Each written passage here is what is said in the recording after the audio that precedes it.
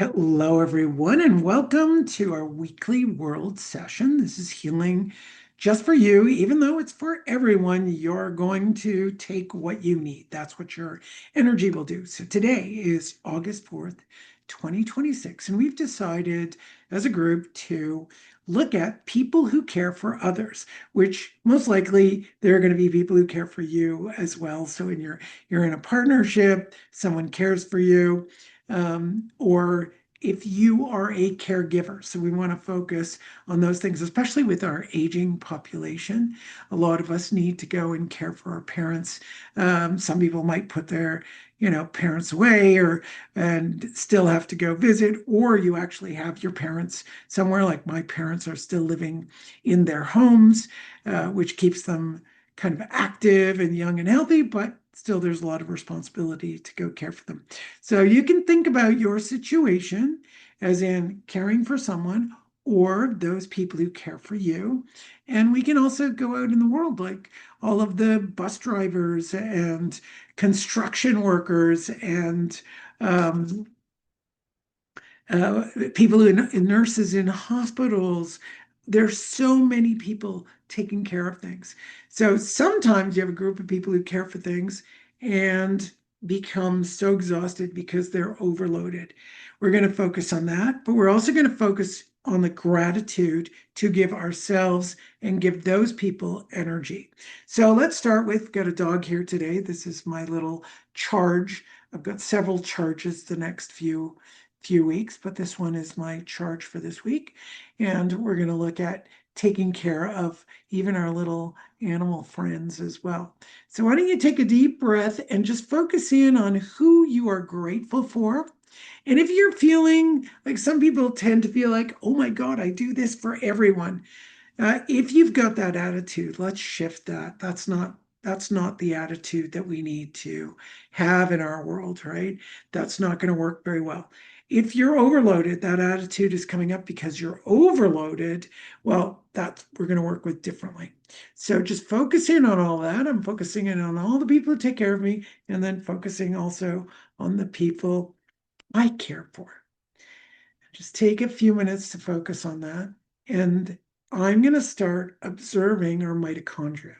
So, the mitochondria, our gorgeous mitochondria, are like batteries. They give us energy in the body.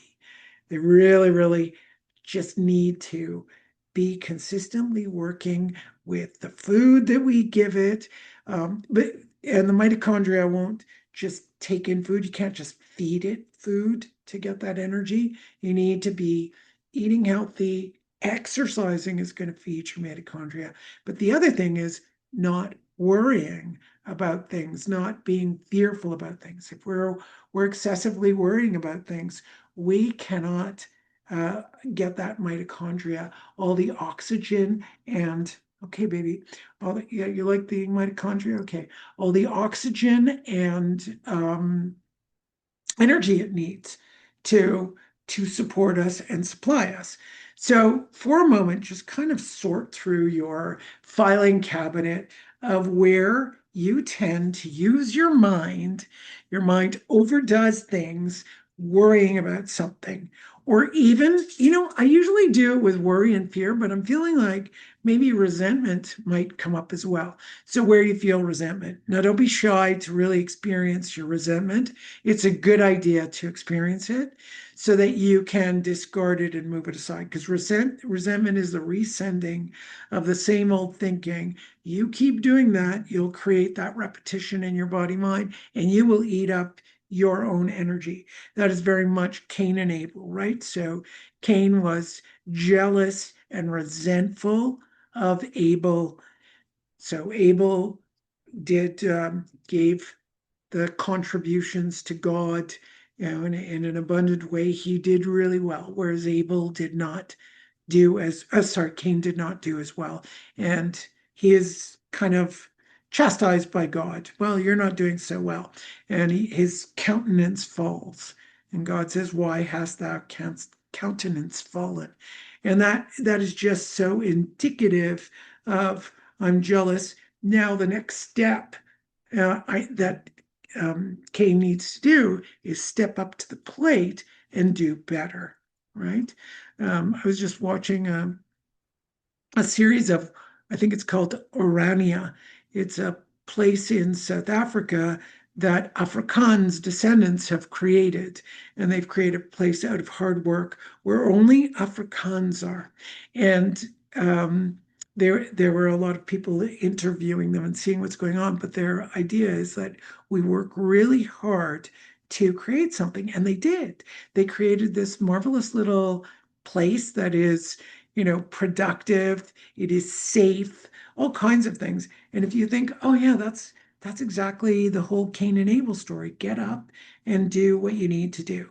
Because if you're going to go and, you know, um, get rid of, the person that you don't like just because they worked harder than you or did better than you, you're going to be marked with that for the rest of your life. It's not going to go well for you.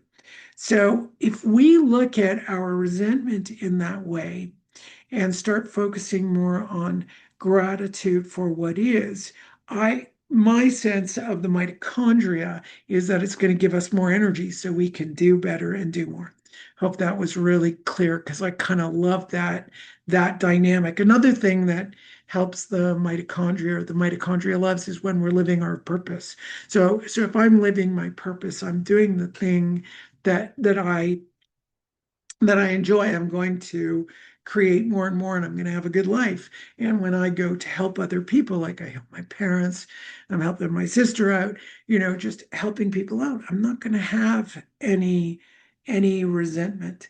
But if you feel like you're being taken from, you feel like you shouldn't be doing this kind of thing, it's because you haven't fulfilled the other part of your life. And I think that's a nice nuance that the mitochondria in our cells will pick up. These are things I've heard about, but there's a lot that has to do with my intuition that eventually gets proven correct. And there are a lot of intuitives on this call right now who have the same experience that when we're when we come up with something intuitively, we kind of go, well, there's no scientific evidence. Well, look now, we've got scientific evidence that the mitochondria is going to lose energy if we're worrying. Why? It's so simple. If I'm worrying, a lot more adrenal cortisol is going to move. If that adrenal cortisol moves through the system, drains 60% of our energy. Yeah, so you get 60% from your brain, and you're left with very little energy. So it's a good thing to be thinking about the things you want to create and going off and creating those things. Thinking about the things you would like to do, and your body will respond. It will respond. If you're harboring resentment, if you think that you have to do things and you're not enjoying them, find a way to enjoy what you do. Find a way. And most of it is just your mind. Your mind goes, oh, this isn't a good thing. Yeah, kind of check yourself. Or are you thinking like cleaning a toilet? If you think cleaning a toilet's a bad thing, well, you're going to be in trouble because at some point in your life you would have or you may have to clean a toilet, and there's nothing wrong with it. It is just cleaning up. It's whistle while you work kind of thing. So just check and see where your self image is causing damage, right? So if I have a self image that says, I don't clean toilets, I don't clean up after people, well, you're definitely going to struggle a lot in your life because there are things you won't do, and you will be terrified of the world. You will be scared of the world because the world could take you down in a second if you are your self-image. Guys, can you shake your heads yes or no if that was clear about self-image or not? Or do I need it was good, it was clear? Okay, thank you so much. All right, I just wanted to make sure that's clear because it's super, super important that we know our self-image can drain us. And we're always shifting. When you think of I am that I am, I just am, and I walk into different characters. If I'm having a good time in life, who cares if my character is the cleaning lady today or the body talk energy healing practitioner today or whatever it is, or friend, or whatever. We've got a ton of rules and we can be versatile and flexible. Oh, that's an interesting statement. So I think, a big deal for the mitochondria as well is sugar consumption, right? So if you inundate your body with sugar, the mitochondria have to shut down. And that's where you get that insulin resistance, but you can also get the mitochondria resisting. So all of these things that I'm talking about, if they go unchecked, we can have that resistance going on. We don't want it, right? That our worries can cause a resistance, our fears can cause a resistance. We need to focus elsewhere. How do you focus elsewhere? We'll start thinking, what is it you would like to do that fulfills you? Now, I know a lot of people might say at this point, I don't know what fulfills me. Well, you actually haven't tried it then. If you deliberately wash a dish, you deliberately look in a room and you start organizing it and fixing it up, you look at your friendships and see what they're like. You start really getting into the experience of life. You're in it.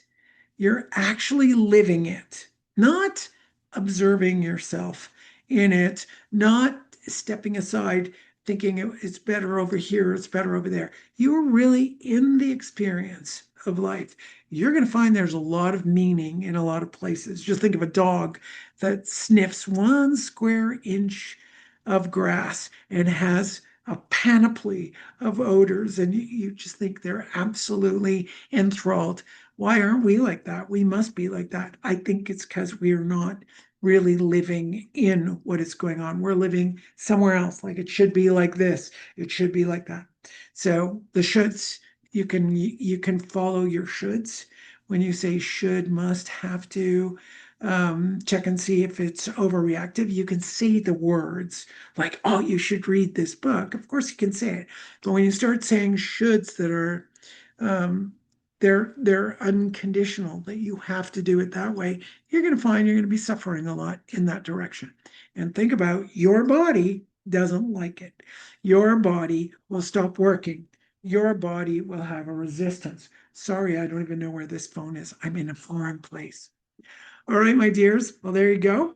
Hope you enjoy. Oh my. Sorry, guys. I wonder, can I can't even. All right, sorry about that interruption. And I'm just going to complete and say goodbye. Have a wonderful week. Please like, share, and subscribe, and we'll see you next week. Thank you, everyone, for being here. Bye.